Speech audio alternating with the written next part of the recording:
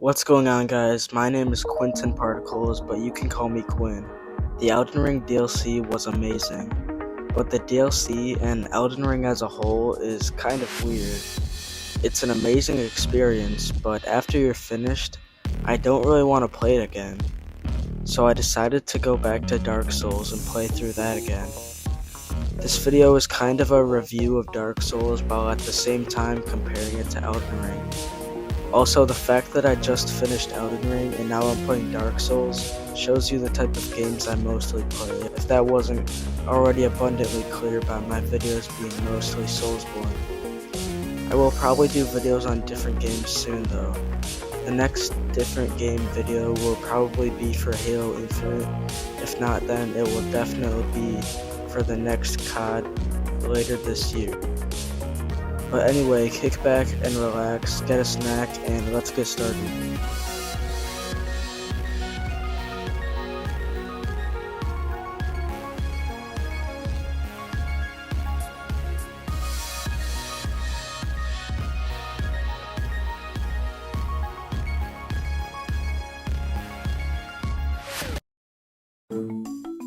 Unlike Elden Ring, the tutorial in Dark Souls is mandatory, but similar to Elden Ring, the tutorial boss is not much of a challenge. In Elden Ring, once you finish the tutorial, you're greeted by a beautiful, bright world, but that's not exactly the case in Dark Souls. The whole land of Lordran is dark and gloomy until you get to Anor Londo. But as it turns out, that's just an illusion. The main thing you'll notice when going back to an older Souls game is the slower paced combat. It's nowhere near as quick and smooth as Elden Ring or Dark Souls 3.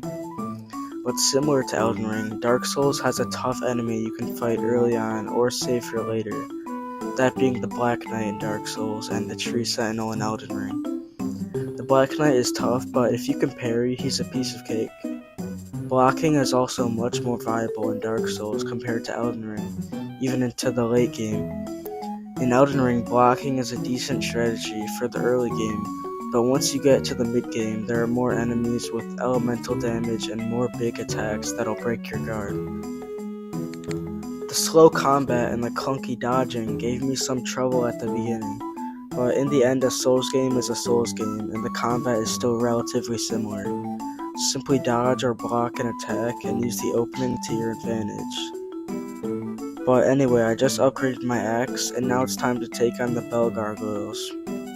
I don't know how they managed to perfect the dual boss formula in Dark Souls 1, but they somehow mess it up in Elden Ring. It's kind of sad, because you can imagine how good Crumbling Fair Missoula would be with Malakath, Placid Usax, and an actually good version of the Godskin duo.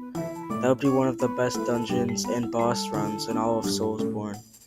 But they couldn't properly implement the same formula they mastered all those years ago. On that note, I'm off to Darkroot Garden. Before replaying Dark Souls, I was under the impression that just traversing the world and playing the different areas was the highlight rather than the bosses. Then I stopped to think about it. I wouldn't go so far to say that I was completely wrong, because there are some stinker boss fights in this game, like the boss of this area, the Moonlight Butterfly. But going back to Dark Souls made me realize that it's not all about the levels. The boss fights are still exciting and challenging. I died more times than I expected on some of them. Then I thought about Elden Ring. I thought that this was the opposite for Elden Ring, and that the bosses are the highlight, and the legacy dungeons aren't that fun. Then it got me thinking, some of the legacy dungeons are really great in Elden Ring, like Stormvale, Leyndell, and Shadowkeep.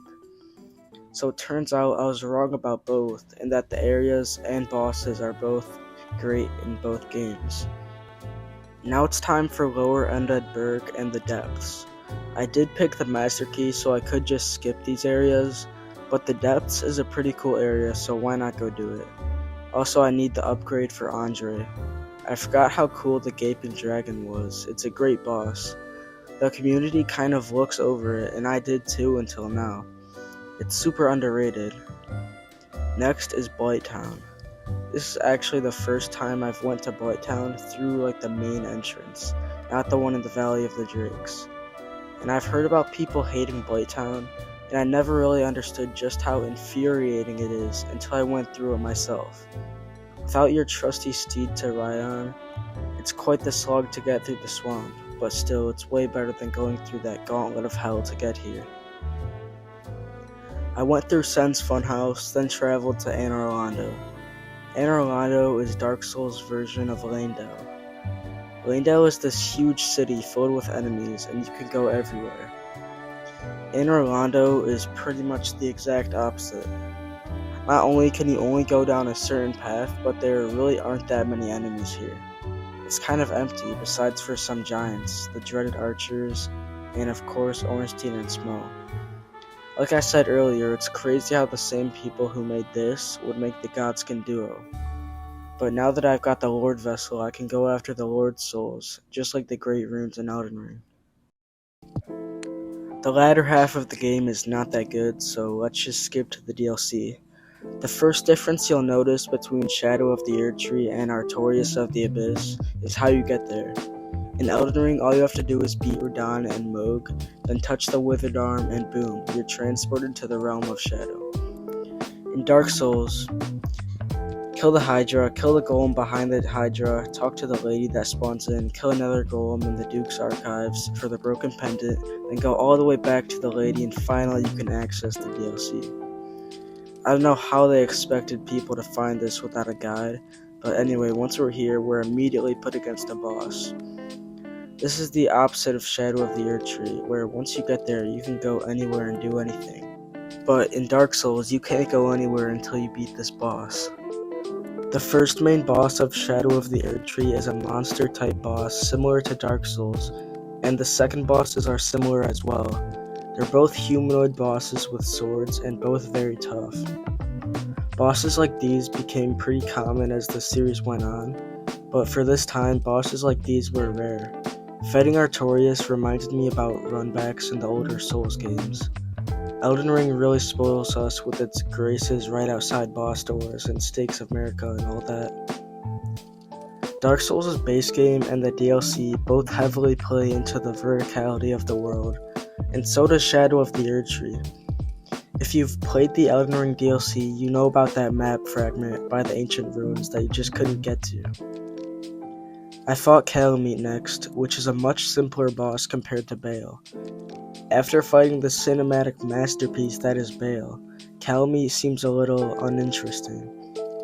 If I fought Calamite when Dark Souls first came out, this would have been a huge fight, super difficult and challenging. But after playing the rest of the Souls series, Dark Souls is not that difficult. Even the toughest bosses like Manus I beat on my first try. After the DLC was completed, I had a few things to finish up, like the Painted World and Gwendolyn. But first I had to get the doll to get to the painting. That means that the last 3 bosses I would fight, besides Gwyn, were the Stray Demon, Priscilla, and Gwendolyn. Not the best lineup, I must say. The average boss quality has only gone up as the series went on, but I would probably say it peaked in Dark Souls 3. Sekiro had a great roster, and so did Elden Ring, but Dark Souls 3 has my favorites. So, in conclusion, Dark Souls is still good, but honestly, the others are just better. I probably won't find myself revisiting Dark Souls very often.